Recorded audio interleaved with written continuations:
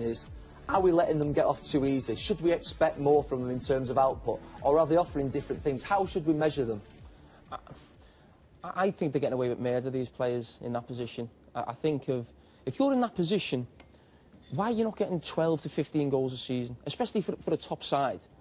And I go back to the mentality. You're talking about Cantona and Del Piero that we showed. I think they've got the goal-scorer mentality. I think some of the players we're seeing now as number 10s, if you ever see them interviewed, all they ever say is they want to create a goal. They never say they want to score a goal. The nice bits that we see Silva do, Cazorla, Coutinho, all these players, they can still do that, but drive into the box.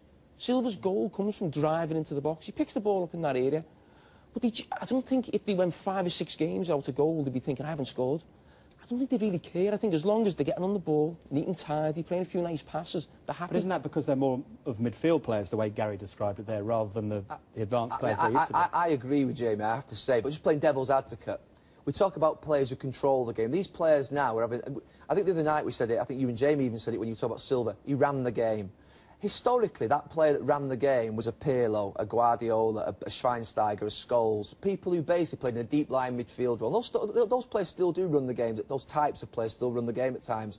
But actually now, controlling possession of the game and being in control of the match has become critical. I just wonder now whether we're seeing these players actually feeling as though the amount of passes that they have, the amount of touches that they have, are actually as important in some ways, and actually goal scoring isn't that important. I think 12, 15 goals should be expected from these lads. And when I watch them, I don't think there's enough output. But I just wonder whether the game's evolving to a point whereby they're becoming sort of the dictator of the game rather than actually the So we should judge them on goals, is what you're saying?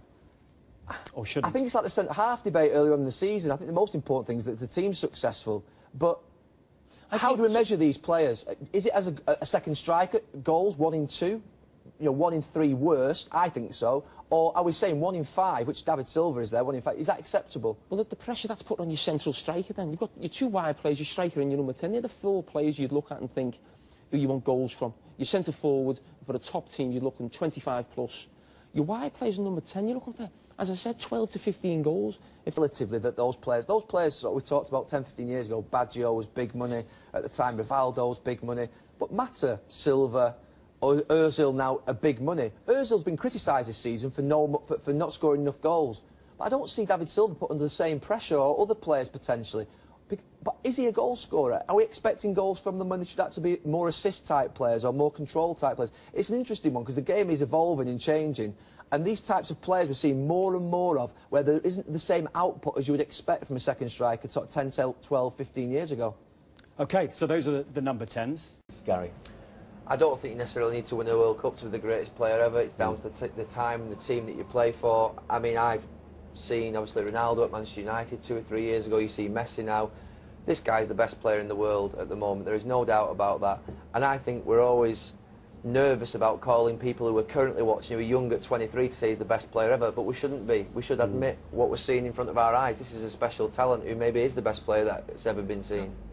Immensely strong in all different types of his game. I thought the first goal on Saturday, the first goal that Madrid scored, one that he actually set up and assisted, not one of the ones that he scored. I thought there was an incredible moment in this actual goal in the sense of his intelligence. And we're just going to highlight him there and magnify him. You see, he looks over his shoulder and he's looking towards the Sevilla centre-back who's here thinking, OK, where's my space? And you don't look at that particular time. There doesn't look to be an obvious route in behind those Sevilla defenders at this moment because he's sort of 10 yards off them and they're covering well. But as we just move this forward slowly, so he looks back, Sergio Ramos is moving forward on the ball and he just has a glimpse there.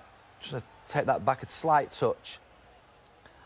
And over the corner of his shoulder there, he can just see the Sevilla defender starts to make a movement towards him because basically that's what great players do. They have a habit of drawing you out of the position because the Sevilla centre-back is thinking, I can't allow him to pick it up to his feet.